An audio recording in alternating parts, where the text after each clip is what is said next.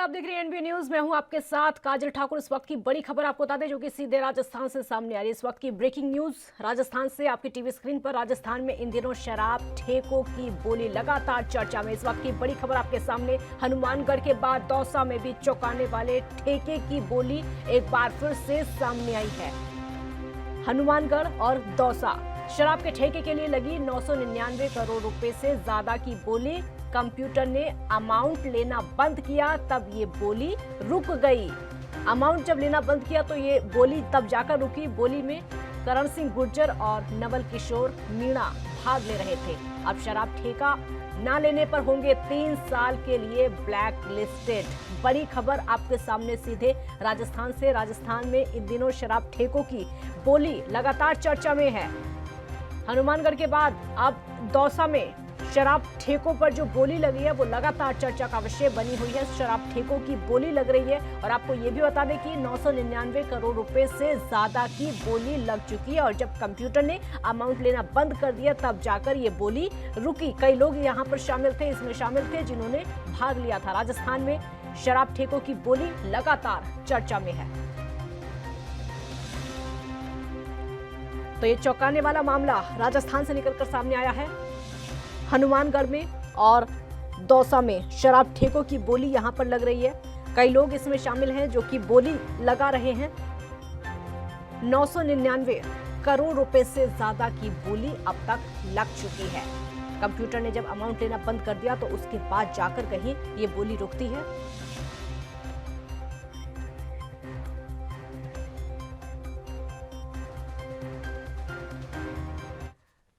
एक और इस वक्त की बड़ा खबर आपको बता दें। इस वक्त की ब्रेकिंग न्यूज आपको बता दें, पंजाब के मुख्यमंत्री ने कोरोना का टीका लगवाया है। इस वक्त की बड़ी खबर आपके सामने। कैप्टन अमरिंदर ने, सीएम ने टीका लगवाया है।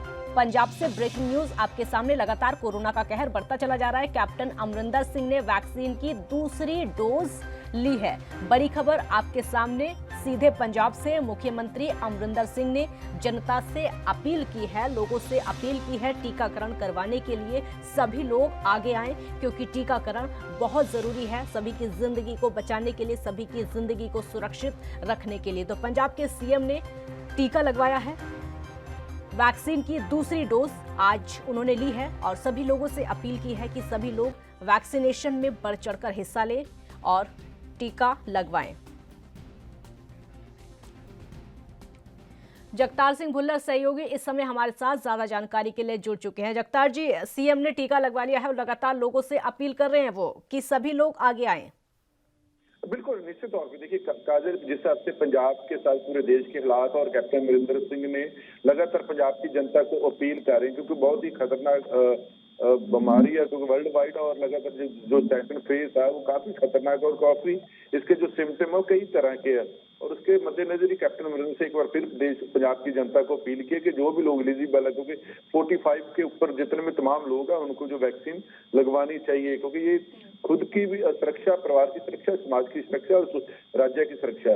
तो उन्होंने अपने दूसरा जो वैक्सीन लगवाया और साथ के साथ उन्होंने अपील भी की है, क्योंकि कैप्टन अमरिंदर सिंह ने पहले भी लोगों से अपील की और लगातार लोगों से अपील की। और जो बॉलीवुड अदाकार सूद है, जो एक्टर, जो पंजाब बहुत ही फेमस एक्टर है, उनको भी, सोनू सूद को भी पंजाब सरकार की तरफ से टीकाकरण के लिए ब्रांड एम्बेसडर बनाया गया।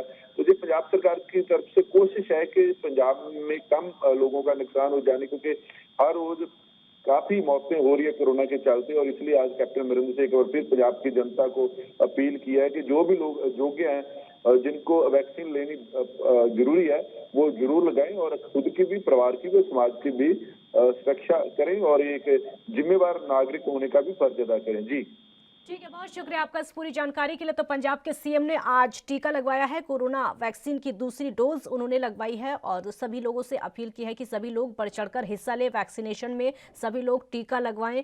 जब एक प्रदेश का मुखिया टीका लगवाता है तो जाहिर सी बात है उत्साह दूसरे लोगों के अंदर, जाहिर सी बात है उत्साह पूरे प्रदेश के लोगों में जागेगा कि अगर प्रदेश का मुखिया टीका लगवा रहा है तो बाकी लोगों को भी आगे आना चाहिए।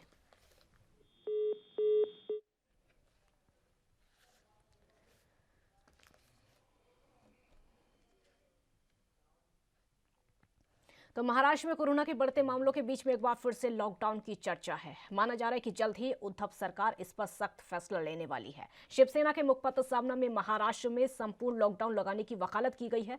सामना में लिखा गया है कि कोरोना संक्रमण की श्रृंखला को तोड़ना है तो लॉकडाउन के अलावा कोई दूसरा विकल्प नहीं है। नोटबंदी, लॉकडाउन समेत कई विषयों की पहचान प्रधानमंत्री मोदी ने देश को कराई है। भ्रष्टाचार की श्रृंखला टूटे, उसके लिए नोटबंदी और कोरोना संक्रमण की श्रृंखला तोड़ी जाए, इस मंशा से मोदी ने 1 साल पहले लॉकडाउन की घोषणा की थी। तब बीजेपी कार्यकर्ताओं ने उस निर्णय का थाली बजाकर स्वागत किया था। सामने में यह भी लिखा गया है कि आज कोरोना की स्थिति पहले से ज्यादा गंभीर हो गई है। इसका भान महाराष्ट्र के विपक्ष ने रखा तो जनता पर उपकार होगा। मुंबई, ठाणे, पुणे, नासिक जैसी जगह हॉटस्पॉट बन गई हैं। देश में ये आंकड़ा देश लगातार जिस तरीके से परेशान है बढ़ता चला जा रहा है और अब ये आंकड़ा 1.5 लाख को पार कर चुका है। ये दृश्य झकझोरने वाला है। इस संकट को राजनीति से परे जाकर देखना चाहिए। महाराष्ट्र में बीजेपी का मुख्यमंत्री नहीं है, इसकी कीमत महाराष्ट्र की जनता क्यों चुकाए? और पड़ोसी राज्य गुजरात में बीजेपी की सत्ता होने के बाद भी वहां कोरोना नियंत्रण में आ गया है। ऐसा नहीं है, बल्कि सूरत, अहमदाबाद में कोरोना के मरीज सड़क पर, फुटपाथ पर गिरने लगे हैं। इस हद तक हालात अनियंत्रित हो गए हैं। सामना में यह भी लिखा गया कि महाराष्ट्र में आईसीयू, वेंटिलेटर, बेड की कमी लगातार हो रही है। सरकारी और निजी अस्पतालों में सिर्फ 117 बेड शेष हैं। सामना में यह भी लिखा कि व्यापार, उद्योग, स्कूल, राजनीति, मंदिर, मस्जिद जहां पर हैं वहीं रहेंगे, लेकिन इंसान ही जीवित नहीं रहा तो क्या करोगे? इस दुनिया में इंसान के जीवन के अलावा कोई और चीज का कुछ भी मोल नहीं है, ना ईश्वर, ना धर्म, ना पैसा, ना राजनीति। इसलिए कोरोना संकट पर कोई भी राजनीति ना करे, यही बेहतर होगा। महाराष्ट्र में वैक्सीन की कमी है, लेकिन पड़ोसी गुजरात में वैक्सीन की बाढ़ आई हुई है। कोरोना काल में महाराष्ट्र की ही क्या देश की अर्थव्यवस्था पूरी तरीके से धराशायी हो चुकी है। इसको स्वीकार करना ही होगा, लेकिन केंद्र द्वारा कुछ राज्यों के साथ जानलेवा, सौतेला व्यवहार उससे गंभीर है।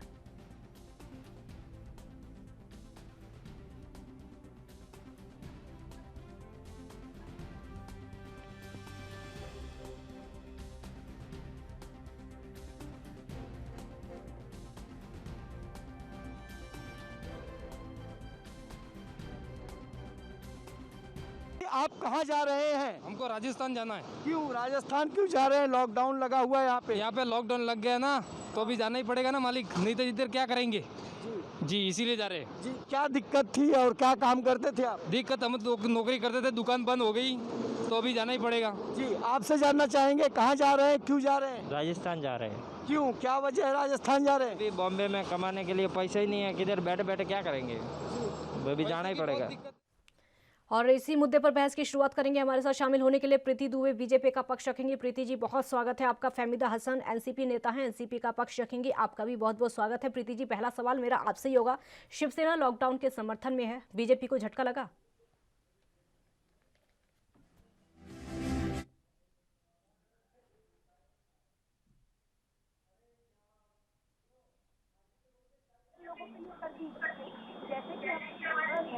ये बाकी जो हमारे गरीब मजदूर हैं उनके लिए प्रोविजन कर दीजिए, आप लॉकडाउन लगा दीजिए। बस हमें तो कोई झटका नहीं लग रहा है। लॉकडाउन के समर्थन में शिवसेना है, ये सामना में भी लिखा हुआ है। क्या बीजेपी समर्थन में है कि नहीं है, हाँ या नहीं? बीजेपी समर्थन मैंने वही कि महाराष्ट्र में सरकार उद्धव ठाकरे जी चला रहे हैं। अब ऐसी चीज है कि हम इसमें प्रतिपक्ष की अपोज में करते हैं। हमने बोला है कि लॉकडाउन का निर्णय जो है वो सरकार का होगा। सरकार बोल रही है कि हम लगाएंगे ही लगाएंगे। प्रतिपक्ष से कल मीटिंग भी हो गई है उनकी, हमने हमारी चीजें भी रख दी है उनके सामने कि जो जनता लॉकडाउन से प्रभावित होने वाली है, अगर जब उनके पास अनाज नहीं होगा, खाने के लिए कुछ नहीं होगा, जब ये मेडिकल के लिए जाएंगे तो वो सिचुएशन कैसे हैंडल करेंगे, ये हमने सरकार से क्वेश्चन पूछा है। उसका जवाब सरकार दे नहीं रही है। सरकार सिर्फ बोल रही है लॉकडाउन लगाएंगे, लॉकडाउन लगाएंगे, धमकी। अब मेरा सवाल सुनिए, ठीक है, अब मेरा सवाल सुनिए। जब पिछले साल, आज से 1 साल पहले जब देश में लॉकडाउन लगाया गया था, तब केंद्र की सरकार ने सोचा था कि जो लोग सड़कों पर हैं वो क्या खाएंगे, जो लोग अपने घर से बाहर हैं वो क्या खाएंगे? केंद्र सरकार ने सोचा था उस समय? सर, पहली जब केंद्र सरकार के समय पर बात आई थी, उस समय पेंडेमिक का सिचुएशन भारत के लिए भी एक नया सिचुएशन था और उस समय पे कौन कहां से कैसे आ रहा था, उस समय तक किसी को कोई पता नहीं चल रहा था कि इसको हम कैसे करेंगे। लेकिन उसके बावजूद भी केंद्र सरकार ने पहले तैयारी की थी। और सरकार का मकसद क्या था? पब्लिक को कोरोना से बचाना। केंद्र सरकार का मकसद था पब्लिक को कोरोना से बचाना, जिसके चलते एक ही दिन में लॉकडाउन लगाया गया था। जो लोग जहां थे वहीं फंसे रह गए थे, उनके पास खाने के लिए अनाज नहीं था, उनके पास सरवाइव करने के लिए पैसे नहीं थे, उनके पास रहने के लिए घर नहीं था। एक दिन में लॉकडाउन लगाया गया था। केंद्र सरकार ने सोचा था इस बारे में पहले? केंद्र सरकार आप नहीं बताइए, पूरे विश्व में लॉकडाउन लग गया था।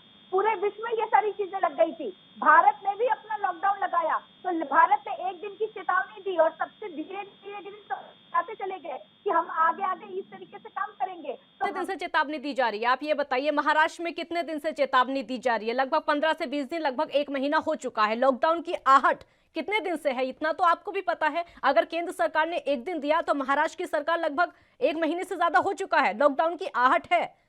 नाइट कर्फ्यू को बहुत ज्यादा समय अभी नहीं हुआ है, वीकेंड लॉकडाउन को बहुत ज्यादा समय अभी नहीं हुआ है, तो वहां पर आहट हो चुकी है। जिसको अपना इंतजाम करना है वो लोग कर रहे हैं। 1 साल का पूरा दौर हम यहाँ कोविड काल में हमने बिताया है और कोविड काल से हम बाहर आ रहे हैं। बाहर आने के बाद में महाराष्ट्र जो है, बंबई जो है, वो एक महानगर है। महानगर में आप ये बात बताइए कि वसूली गैंग भी वहीं से चल रही थी, वहीं से वसूली वाली चीजें आ रही थी। आप सोचिए कि क्या कंडीशन में अगर वो काम नहीं कर रहे होंगे। लॉकडाउन पर वापस आइए, कोरोना पर वापस आइए। वसूली गैंग वाला मेरा मुद्दा नहीं है, कोरोना पर वापस आ जाइए। जिस दिन एंटीलिया वाला मुद्दा होगा आपको बुलाया जाएगा, उस दिन डिबेट करेंगे, ठीक है? अभी आप लॉकडाउन पर वापस आइए। आप ये बताइए, बीजेपी समर्थन करती है कि नहीं अगर महाराष्ट्र में लॉकडाउन लगता है तो? अगर समर्थन नहीं करते हैं आप, तो फिर कोई और विकल्प है आपके पास? मजदूरों को इस बार भी जिस तरीके से पिछली बार महाराष्ट्र में इन लोगों ने किया था कि सारे मजदूरों को रोड पे ले आए थे, वो सिचुएशन अब की बार महाराष्ट्र में नहीं होगी। ये उद्धव ठाकरे ने रोड पे देना होगा। महाराष्ट्र में उनका पूरा खाने एक मिनट प्रीति दुबे जी, बीजेपी के पास कोई और ऑप्शन है? जो महाराष्ट्र में विपक्ष है उनके पास कोई और ऑप्शन है? लॉकडाउन के अलावा कोई और तरीका है कोरोना को खत्म करने का? पहले ये बताइए। लॉकडाउन के अलावा हमने बहुत सारे तरीके महाराष्ट्र सरकार को दे दिए हैं मैम। हमने बताया है कि आप इन सारी चीज के, आपने बोला कि मंदिर बंद होना चाहिए, उन पुजारियों का भी ख्याल रखिए। अब ये सुनिए, पहले अब मेरी बात सुनिए। महाराष्ट्र में नाइट कर्फ्यू लगा हुआ है, ठीक है? उसके अलावा वीकेंड लॉकडाउन लगा हुआ है। उसके अलावा तमाम ऐसी पाबंदियां हैं जो कि महाराष्ट्र में लगी हुई हैं। कोई प्रभाव उसका हो पा रहा है? नहीं हो पा रहा है, कुछ नहीं दिखाई दे रहा है। सिर्फ 2 दिन के लिए सड़कें सूनी होती हैं, सैटरडे और संडे के लिए। उसके अलावा कोई प्रभाव नहीं हो रहा है। कोरोना के केसेस लगातार बढ़ते जा रहे हैं। 63,000 को यह आंकड़ा पार कर चुका है। उसके बाद भी आप कह रहे हैं कि लॉकडाउन नहीं, दूसरे तरीके अप्लाई करने चाहिए। फहमीदा जी, जवाब दीजिए। आज प्रीति जी, मैं आपसे यही पूछना चाहूंगी, आप पुजारी जी की बात कर रहे हैं, तो पुजारी जी अगर जिंदा रहेंगे तो पूजा करेंगे ना मंदिर में। तो पहला एम है महाराष्ट्र सरकार का कि हमारी जनता की हम काळजी रख के हम संभाल रख के उनका जान बचाई जाए। दूसरी बाजू हमारे सीएम अभी तक का 14 तारीख से लगाने की सोच रहे, तो उसकी व्यवस्था कर रहे हैं। पहले उन्होंने मीटिंग की सारे मंत्रिमंडल की, सेकेंड मीटिंग की है टास्क फोर्स की, कि किस तरीके से हम उनको अलग अलग सुविधाएं दे सके। और तीसरी आज की है कि जो अन्न पुरवठा और जो कम होगा तो वो हम किस तरह पहुंचाए, क्योंकि आपने देखा होगा कि महाराष्ट्र में आज बाहर का जो लोग है, वो बाहर के जो लोग है, कामगार लोग वर्ग है, वो बहुत ज्यादा आता है काम करने के तरीके, क्योंकि ये आर्थिक एक शहर भी माना जाता है। तो उनकी जो आवाजाही का जो है, इसके लिए ये लॉकडाउन धीरे धीरे, हालांकि 1 मार्च से हमने कहा था कि मास्क लगाना चालू कीजिए, पब्लिक ने जब भी सुना नहीं।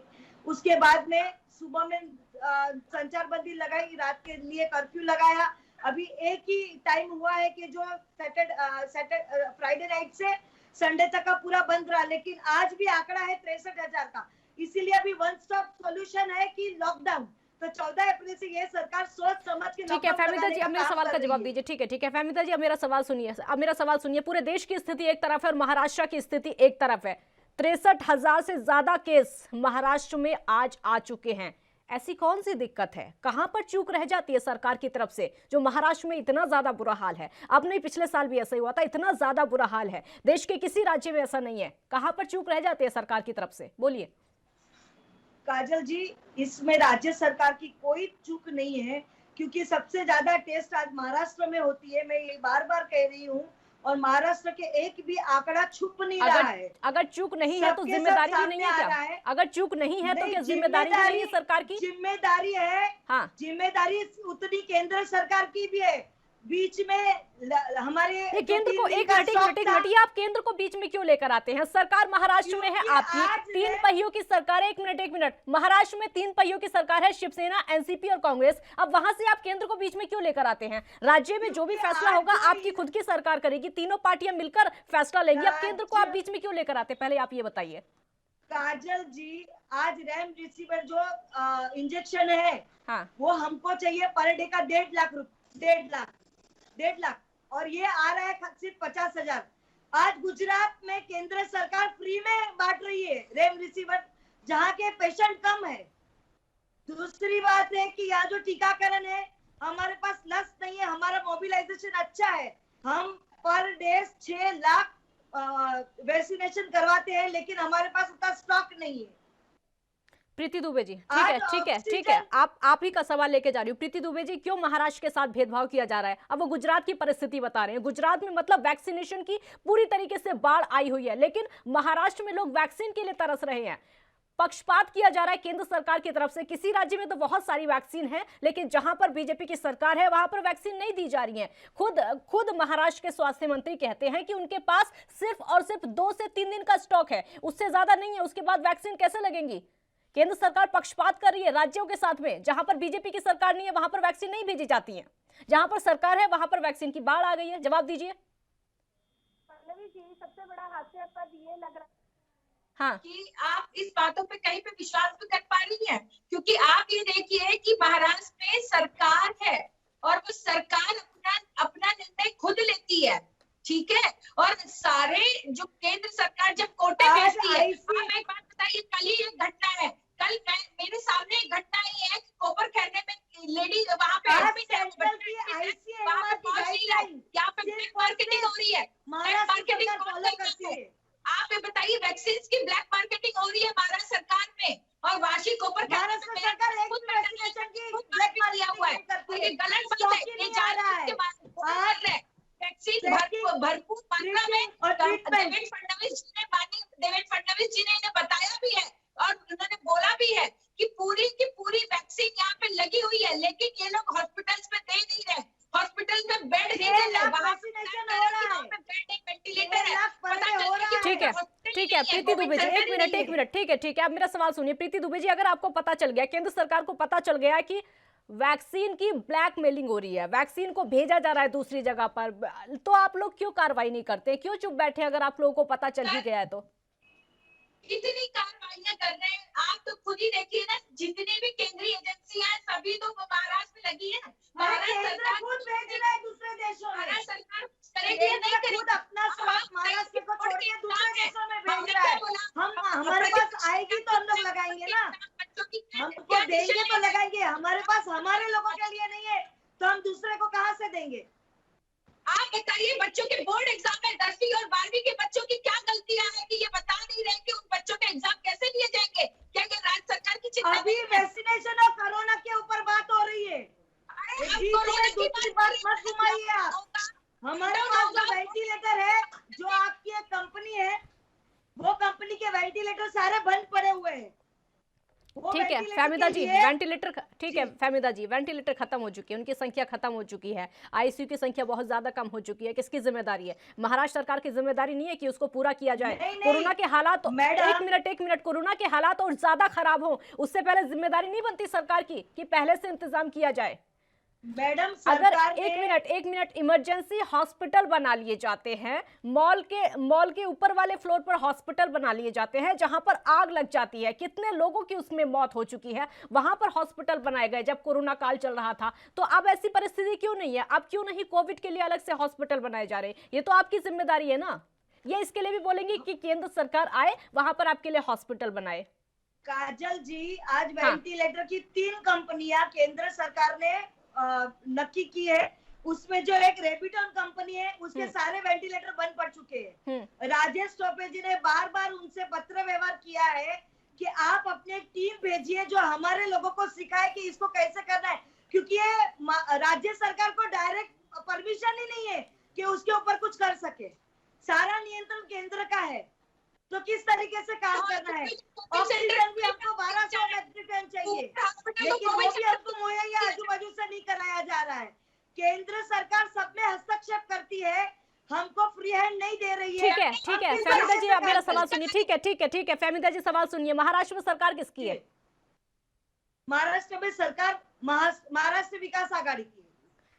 महाराष्ट्र में सरकार अगर 3 पार्टियों की मिलकर बनी हुई है, गठबंधन की सरकार है, क्या उनको कोई भी फैसला लेने का हक नहीं है? कोई भी फैसला लेने का अधिकार नहीं है क्या उनको? हेलो, अगर गठबंधन की सरकार महाराष्ट्र में है, कोई फैसला लेने का हक वो सरकार नहीं रखती है क्या? लगता है आवाज उन तक नहीं पहुंच पा रही है। प्रीति दुबे जी, क्यों बार बार केंद्र पर इस तरह के आरोप लगते हैं कि वैक्सीन उनको नहीं दी जा रही है, दूसरे राज्यों को वैक्सीन दी जा रही है? जहां पर बीजेपी की सरकार है वहां पर वैक्सीन पहुंचाई जा रही है, वहां पर एक तरीके से वैक्सीन की बाढ़ आ गई है, लेकिन आप सौतेला व्यवहार उन राज्यों के साथ कर रहे हैं जहां पर बीजेपी विपक्ष है, जहां पर अन्य पार्टियों की सरकार है। क्या मतलब है इस सौतेले व्यवहार का, और क्या होगा इससे हासिल? कुछ नहीं होगा। देश हमारा एक ही है, राज्य अलग अलग है, अलग अलग राज्यों में सरकारें अलग अलग हैं, देश तो एक ही है ना। प्रधान सेवक तो एक ही है, पूरे भारत का प्रधान सेवक एक ही है, उसके ऊपर तो सारी जनता की जवाबदारी है ना। ये महाराष्ट्र की खाली बात कर रहे हैं, महाराष्ट्र से ही सारी प्रॉब्लम आ रही है। मैंने पूछा 2 साल 2.5 साल ये अपनी सरकार चला रहे हैं, अभी तक ये खाली बच्चों की तरह खाली कंप्लेन कर रहे हैं। अरे भैया, जब आप सरकार में हो तो आप निश्चित करोगे ना। जब आपके हाथ से स्थिति बिगड़ जाती है तब आप केंद्र केंद्र केंद्र करने लगते हैं, लेकिन बाकी सारे जब काम आप कर रहे होते हैं, रायता आप फैलाते हैं। मैंने बोला महाराष्ट्र ऐसी बड़ी ये आर्थिक राजधानी है, उसका ध्यान किसको रखना चाहिए था? आज मुंबई की हालत आप देखिए, आप बात करिए मुंबई की हालत। क्या आपको पता नहीं था यहाँ पे कैसे किस तरीके की प्रिकॉशन लेनी चाहिए? एक महानगर में प्रिकॉशन कैसी लेनी चाहिए? क्या राज्य सरकार वहीं बैठी है, मुंबई में बैठी है? हर रोज यहाँ कैबिनेट मीटिंग हो रही है, सारी चीजें हो रही है। लॉकडाउन में सारी चीजों का बदल हो जाता है, सारी चीजों की। और अभी आप बात करते हो वैक्सीन नहीं मिल रही है, वैक्सीन की ब्लैक मार्केटिंग कौन कर रहा है? अब हमने तो राज्य सरकार को भेज दिया, राज्य सरकार अगर आगे मार्केट में ना भेजे तो राज्य सरकार की प्रॉब्लम है।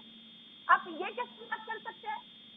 अब इनके तीनों के बीच में सामंजस्य नहीं है, ये हाईकोर्ट खेल रहे हैं, तो डिसीजन कौन लेगा इनके कैबिनेट में? ये ब्लैक मार्केटिंग की बात आपको कहां से पता चली? पहले आप ये बताइए, ब्लैक मार्केटिंग की बात आपको कहां से पता चली है?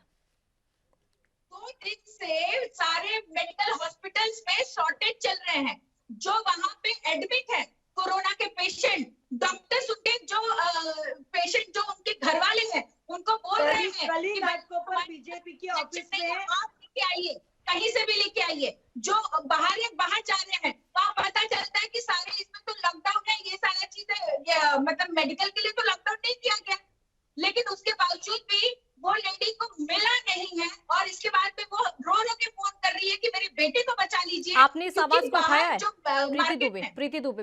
बीजेपी इस आवाज को उठा रही है, बीजेपी इस चीज को उठा रही है कि किस तरीके से ब्लैक मार्केटिंग की जा रही है। हाँ, हमने तो अभी इसीलिए मैंने कहा ना कि हम भी अभी तक तो जो हमारे पास आ रहे हैं वो मार्केटिंग में ठीक है, आपका यही जवाब। ठीक है फहमीदा जी, आपके पास आपको यही जवाब देना होगा। मतलब केंद्र सरकार पूरी आपकी मदद कर रही है, आप चाहे कुछ भी करें, कुछ भी वेस्टेज कर दे, लेकिन ठीकरा केंद्र पर ही फोड़ना है, आपको ध्यान नहीं रखना है बिल्कुल भी। वेस्टेज नहीं हो रही है, कल ही अभी आप देखेंगे। तो ब्लैक मार्केटिंग की बात कहां से आई? पहले आप ये बताइए, ब्लैक मार्केटिंग की बात कहां से आई है? ये आप बीजेपी से पूछिए, क्योंकि कल बीजेपी का जो दर्पण केमिस्ट है प्रवीण छेड़ा का, उसी के ऊपर कल रेड हुई और उसी से ही ये रेमडेसिविर सारे इंजेक्शंस मिले हुए हैं, ये बीजेपी के पास से ही मिले हुए हैं। प्रवीण छेड़ा करके उनका एक कार्यकर्ता है, उनकी ही दर्पण केमिस्ट घाटकोपर कामालेन, वहीं से ये सारा स्टॉक मिला हुआ है। ठीक है, और ठीक है, वहाँ पे ठीक है, FDA की ठीक है, टीम ने राजनीति खत्म छापा नहीं मारा होगी, है। ठीक है, राजनीति खत्म नहीं होगी प्रीति दुबे जी। मतलब इधर जी, से भी जी। राजनीति हो जाती है, उधर से भी राजनीति होती है। केंद्र अपनी तरफ से पूरा बोलता है कि हम तो भाई पूरा दे रहे हैं, अब राज्य सरकार पूरी तरीके से बोलती है हमारे साथ तो सौतेला व्यवहार किया जा रहा है। अब दोनों तरफ अरे से लेटर दोनों है एक ना, मिनट एक मिनट एक मैं मिनट तो अब दोनों पत्र तरफ से व्यवस्था- ऐसी ही राजनीति होती रहेगी तो कैसे चलेगा फिर? कैसे इस देश को कोरोना से बचाया जाएगा? आपको पता है जब आप लोग टीवी पर बोलते हैं ना, जब आप लोग जो राजनीतिक पार्टियों के प्रवक्ता होते हैं, नेता होते हैं, जब वो अपनी पार्टियों का पक्ष रखते हैं ना, तो पूरे देश की नजरें होती हैं उनको सुनने के लिए, उनको सुना जाता है कि क्या बोला जा रहा है, हमारे लिए क्या किया जा रहा है, कैसे हमारी सुरक्षा होगी, हमें कोरोना से कैसे ये राजनीतिक पार्टियां बचाएंगी, कैसे सरकारें बचाएंगी। अब आप लोग खुद में ही लड़े जा रहे हो, आप लोग खुद में ही लड़े जा रहे हो, कैसे देश को बचाओगे? क्या संदेश जाएगा देश की जनता तक? आज 3 करोड़ वैक्सीनेशन तैयार हो रहा है सीरम में, पूना में, लेकिन हमको जो 6 करोड़ की आबादी गुजरात वाले को डबल कोटा दिया जाता है और 12.5 करोड़ आबादी वाले महाराष्ट्र को कम कोटा दिया जा रहा है। जहाँ पे मोबिलाइजेशन और वैक्सीनेशन हो रहा है तो कोटा कम दिया जा रहा है। ये जो आप अभी आप क्या दोनों नहीं ही कर पार्टियों रहे? का आरोप प्रत्यारोप है ना, ये जो दोनों ही पार्टियों का है, दोनों ही पार्टियों की छवि पब्लिक की नजर में खराब होती है। दोनों ही पार्टियों की उनको साफ पता चलता है कि आप लोग खुद में लड़ेंगे लेकिन उनकी सुरक्षा के लिए कोई तैयार नहीं। बहुत शुक्रिया आप दोनों का हमारे साथ जुड़ने के लिए, समय की कमी है। तो वैक्सीन को लेकर लगातार लड़ाई हो रही है महाराष्ट्र की सरकार और केंद्र सरकार में। महाराष्ट्र की सरकार का साफ तौर पर कहना है कि उनको वैक्सीन नहीं दी जा रही है, लेकिन केंद्र सरकार का कहना है कि वैक्सीन दी जा रही है लेकिन उसको वेस्ट किया जा रहा है। राजनीति लगातार कोरोना के मुद्दे पर। बहुत शुक्रिया आपका, देखते रहिए एएनबी न्यूज। नमस्कार।